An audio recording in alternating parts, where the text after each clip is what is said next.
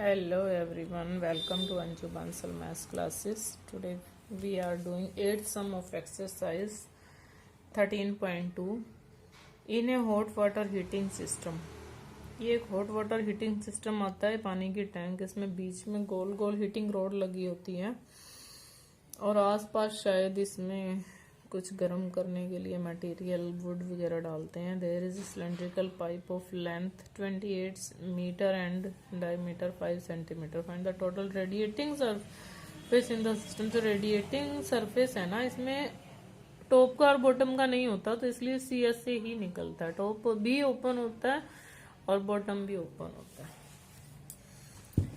इसमें हमें देखना है there is cylindrical pipe of length सबसे पहले, और डायमीटर 5 सेंटीमीटर और लेंथ मीटर में दी हुई है. डायमीटर जो है वो सेंटीमीटर में दिया हुआ है. मैं इसके मीटर बना रही हूँ बाय 100 करके. जब आर करेंगे तो हाफ हो जाएगा. नीचे 2 लगाना है आपने, हाफ करना नहीं आता कुछ बच्चों को. नीचे 2 लगाना है, 200 नीचे आ जाएगा. अब आपको इसमें जो टी एस से निकालना है, ये इसमें सी एस से निकालना होता है. लिखा होता है टी एस से, C S A of total heating system.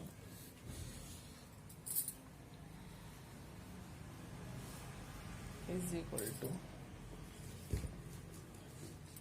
एक सेकंड के लिए रुको.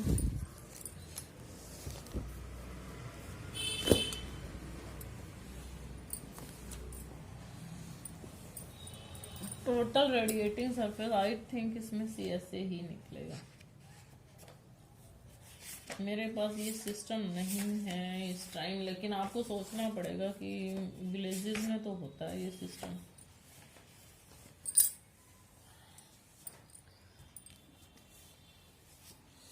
सी एस से निकालते हैं हम इसका. टोटल रेडिएटिंग में 2 पाई आर एच.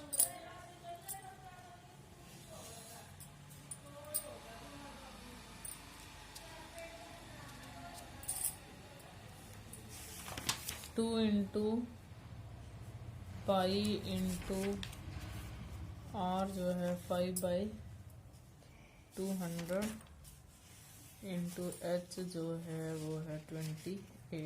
7 4 जा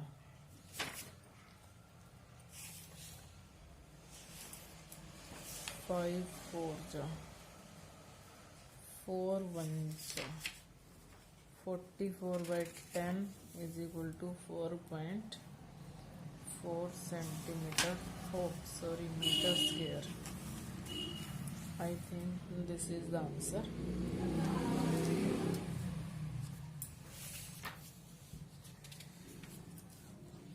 अब आपका है 9th सम. 9th सम है lateral curved surface area of a closed cylindrical petrol storage tank. तो आप सबने देखे होंगे, देखे है ना. That is 4.2 metre in diameter. तो ये 4.2 डायमीटर में है और 4.5 मीटर हाई है. चलो, हाउ मच स्टील तो मैं आपको बाद में समझाती हूँ. पहले diameter of cylindrical petrol tank. Diameter given है 4.2, तो रेडियस कितना हो गया? रेडियस हाफ 2.1 मीटर हो गया. हाइट कितनी हो गई? Height of cylindrical petrol tank is equal to 4.5 metre. अब हम सबसे पहले तो हम इसका सी एस से निकालते हैं. देखो, जो पेट्रोल होता है टॉप और बॉटम में तो नहीं होता ना, तो C S A of petrol tank is equal to 2 pi are h and 2 into pi into r into h. 2 into 22/7 21/10 45/10 7 3 जा.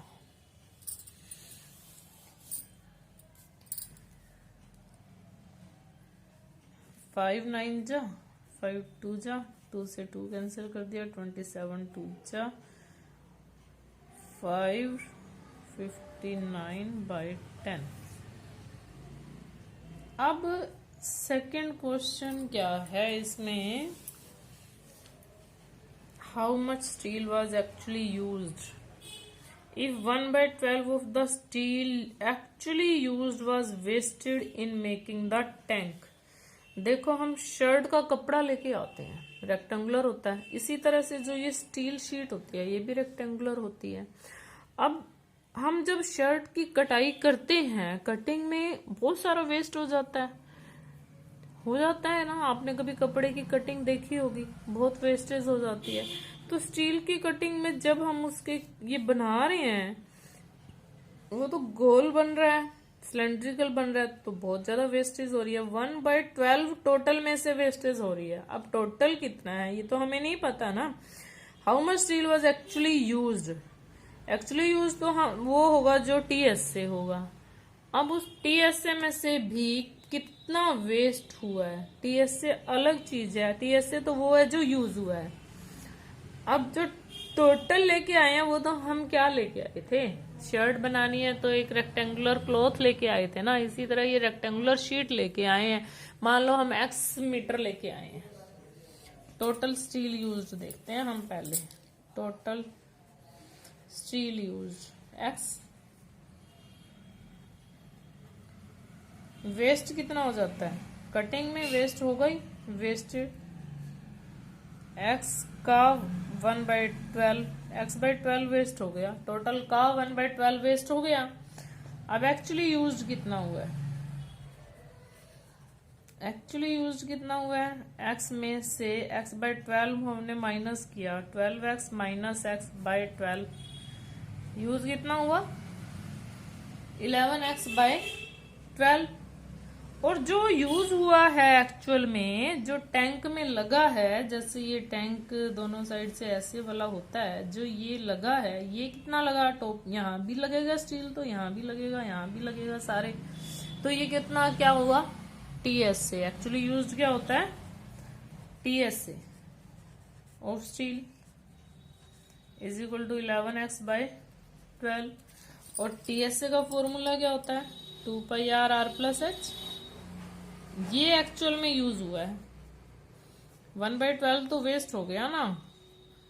सोचो जब भी हम किसी भी चीज की, आप सूट की कटिंग करते हो, लड़कियों के लिए मैं समझा रही हूँ, लड़कियों को पता ही है सूट की कटिंग करते हैं तो कुछ तो वेस्ट होगा ही कटिंग में। 11x/12, 2 × 22/7 into 21/10 into 7/6, 6/6 is equal to 11x/12, 7 3 जा। अब इसको नहीं कट कर रहे हैं हम, तो हम क्या कर रहे हैं, इस x को, x इज इक्वल टू ये जो 11/12 है, इसके इधर आगे क्या आ जाएगा, ये सारा नीचे है 10 10 100 लगा देते हैं, 11/12 इधर आके 12/11 बन जाएगा, 11 6 जा। अब ये नीचे 100 तो फिर भी बड़ा है, चलो ये आपका आ गया 9504/100, यानी कि 95.04 मीटर स्क्वायर। ये मैंने पहले से सम जो है करके रखे हुए हैं, ताकि जो मल्टीप्लिकेशन आपके सामने करने में टाइम वेस्ट ना हो। मल्टीप्लाई आप करोगे तो भी यही आएगा, उसमें वीडियो फिर बहुत लेंथी हो जाती है। 10th सम क्या है, पेन होल्डर आप सबने देखा होगा, पेन होल्डर सबने देखा है ना। तो पेन होल्डर में क्या है, you see the frame of a lamp shade, sorry lamp shade का है ये, तो पेन होल्डर का सम नहीं है, लैम्प शेड है। It is so covered with a decorative cloth. The frame has a base diameter of 20 cm and height of 30 cm. A margin of 2.5 cm is to be given for holding it over the top and bottom. 2.5 ऊपर की तरफ से margin है folding के लिए, नीचे से भी मार्जिन है। ये जो है डेकोरेटिव क्लॉथ का बना हुआ है, लैम्प शेड है, frame of a lamp shade. Diameter कितना है 20, हाइट कितनी है 30 और दोनों ही सेंटीमीटर में है। Diameter of lamp shade, frame of a lamp shade था ये, frame of a lamp shade is equal to 20 centimetre. Length means height, length of lamp shade is equal to 30 centimetre. Margin 2.5, हाइट कितनी होगी total, margin भी तो है दोनों side 2.5 को हम ऐड कर लेते हैं। मार्जिन के लिए जो कपड़ा है वो लेना है 35 सेंटीमीटर लेना है। अब CS से निकाल लेते हैं इसका। बस देखो जो ये क्लॉथ लगता है ना, ऊपर और नीचे नहीं लगता, ये ऊपर ओपन होता है लैंप, अगर आपने कभी देखा हो तो ये थोड़े से आपको जनरल नॉलेज की इसमें जरूरत पड़ती है। 7 5 जा 2200 सेंटीमीटर स्क्वायर। अब सिर्फ एक ही सम रहता है, वो तो हम इस वीडियो में कर ही सकते हैं।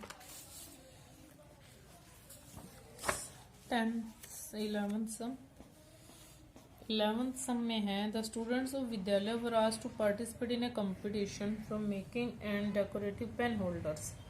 अब पेन होल्डर ऊपर से तो ओपन होता है, ठीक है, बस एक वो ओपन वाला हम छोड़ देते हैं, नीचे वाला πr² ले लेते हैं। रेडियस गिवन है, रेडियस ऑफ पेन होल्डर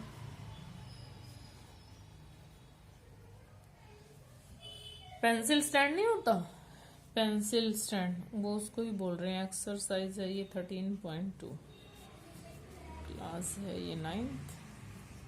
एक ही सम रहता है। पेन होल्डर का जो रेडियस है वो है 3 सेंटीमीटर, हाइट है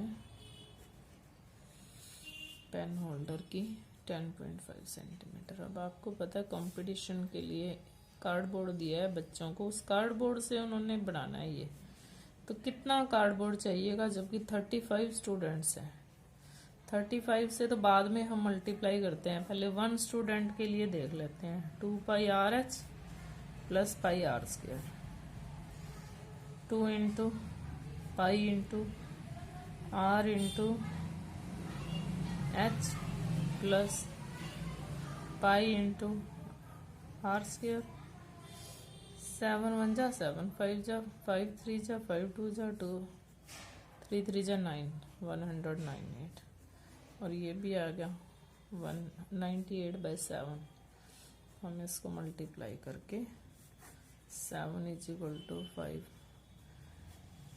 अब हम ले रहे हैं cardboard for 35 students, cardboard for 35 students, multiply करते हैं इसको 35 से। 7 1 जा 7, 5 जा।